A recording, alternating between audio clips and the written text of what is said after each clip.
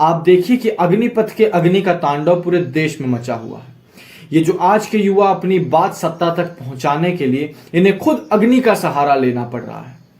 दानापुर, सिवान, समस्तीपुर, बिहार के कितने जिले, राजस्थान में सिक्कर, झुंझुनू, नवलगढ़, कितने ही जिले राजस्थान के, कितने ही जिले हरियाणा के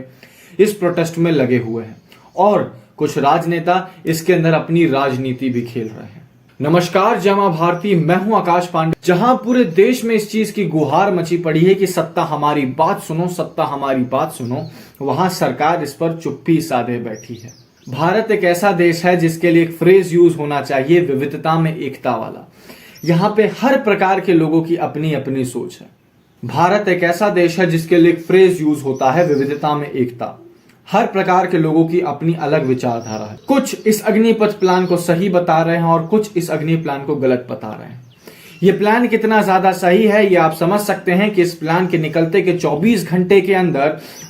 उस देश में से 42 युवा ने सुसाइड कर लिया जिस देश को युवा का हब माना जाता है। अब तक इस प्लान की सारी खामियों के बारे में आप सभी को पता चल गया होगा और इस प्लान को सत्ता द्वारा कितनी अच्छी तरह से रिप्रेजेंट किया जा रहा है ये भी आप समझ चुके होंगे।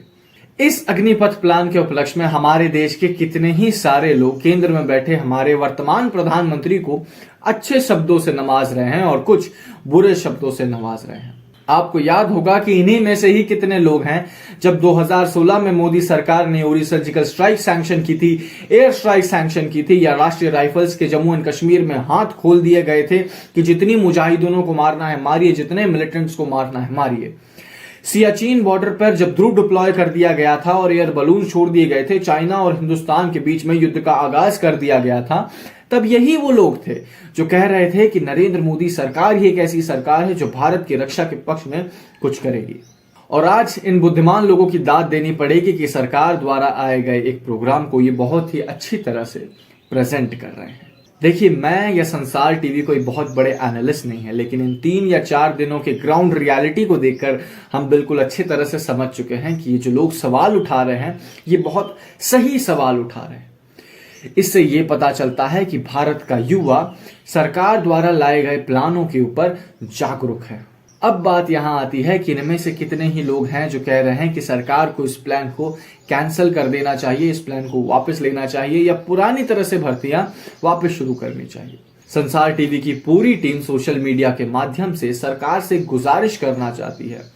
कि ये जो बच्चे आए दिन सुसाइड कर रहे हैं, ये बच्चों का जो आक्रोश है, ये बच्चे जो प्रोटेस्ट कर रहे हैं, इनकी बात को आप थोड़े ठंडे दिमाग से समझें। आखिर ये हम ही में से वो लोग हैं, आखिर ये हम ही वो लोग हैं जो आपकी सरकार बनाने में आपको वोट करते हैं। कि जो 4 साल का टर्म आपने निकाला है कि 4 साल ही एक युवक को फौज में नौकरी करने दिया जाएगा, जिसमें से 4 में से 1 युवक को ही आगे कंटिन्यू करने दिया जाएगा 4 साल के बाद, इसको आप एक पायलट प्लान की तरह यूज करें और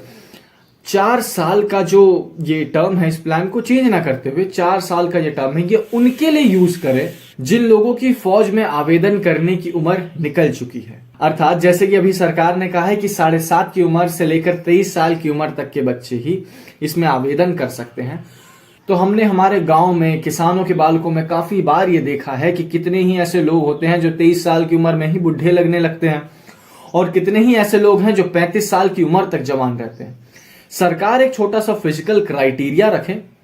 जिसके अंदर कुछ लोगों की उम्र निकल जाने के बाद भी वो 4 साल के लिए फौज के अंदर आवेदन कर सकते हैं, फौज में सेवा दे सकते हैं। दूसरा सुझाव, सरकार ऐसा कर सकती कि इस 4 साल के टर्म को बढ़ाकर आप 10 साल या 15 साल कर दीजिए, जैसा कि आप ओटीए में करते हैं, ऑफिसर्स ट्रेनिंग अकेडमी चेन्नई के अंदर। और तीसरा सुझाव, आप ये भी कर सकते हैं कि इस 25%